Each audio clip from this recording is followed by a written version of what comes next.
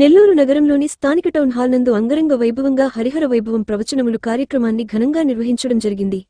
ఈ కార్యక్రమంలో ప్రవచన చక్రవర్తి బ్రహ్మశ్రీ వేదమూర్తులైన సామవేదం షణ్ముఖశాస్త్రి వారిచే ప్రవచనాలు కార్యక్రమం ఘనంగా నిర్వహించారు. నెల్లూరు నలుమూలల నుండి భక్తులు విచ్చేసి ఈ కార్యక్రమాన్ని తిలకించారు. దాదాపు 5 రోజుల నుండి జరుగుతున్న ఈ కార్యక్రమం ఈ రోజు చివరి రోజున గురువుగారికి ప్రత్యేకంగా పూలాభిషేకం కార్యక్రమాన్ని ఘనంగా కొనసాగించారు.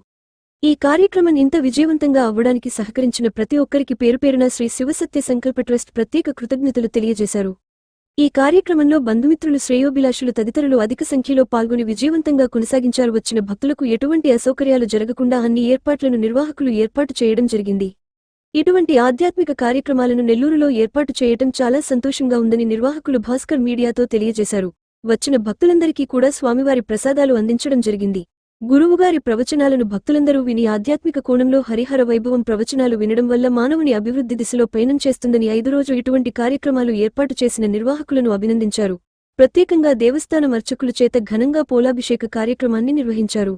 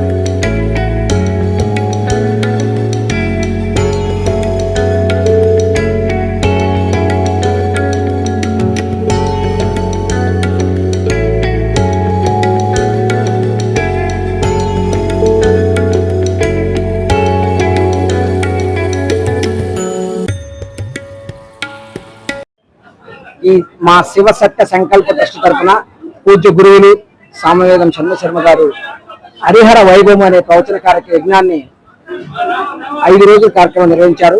ఆగస్టు 11వ తారీఖు నుంచి ఈ రోజు వరకు, అంటే ఆగస్టు 15వ తారీఖు వరకు ఎంతో దిగ్విజయంగా జరిగింది. నెల్లూరు పట్టణ ప్రజలందరూ అమృతము తాగినట్టుగా వారి యొక్క అనుభూతిని తెలియజేశారు. ఎంతో దిగ్విజయంగా జరిగింది ఈ కార్యక్రమం. అదేవిధంగా ఈ రోజు చివరి రోజున ఎంతో అమృతంగా చెప్పినటువంటి వారికి మా శివసంఖ్య సందర్భంగా పూలాభిషేకం జరిగింది కూడా. అది ఎంతో వైభవంగా ఇంచుమించు మేము ఒక 100 కేజీల పూలతో కూడా ఎంతో వైభవంగా ఈ కార్యక్రమాన్ని నిర్వహించాం. అందులో గురువు గారి ఆశీస్సులతో ఈ కార్యక్రమం జరిగింది. ఇంకా ఈ ఎంతెంతో ఒట్టుడింత అన్నట్టుగా ఈ మా ట్రస్ట్ తరఫున ఈ కార్యక్రమం ఇంకా దిగ్విజయం జరగాలని, ఇంకో దైవ కార్యక్రమాలు జరగాలని, అదే విధంగా మన హైందవ ధర్మం, సనాతన ధర్మం ఇప్పుడు కాపాడాలని గురుగారు ఇచ్చిన ఆదేశం ద్వారా మేము ఇంకా ఎన్నో కార్యక్రమాలు చేయాలని ఆ గురువు గారి ఆశీస్సులతో కోరుకుంటున్నాం. ఓం నమ శివాయ.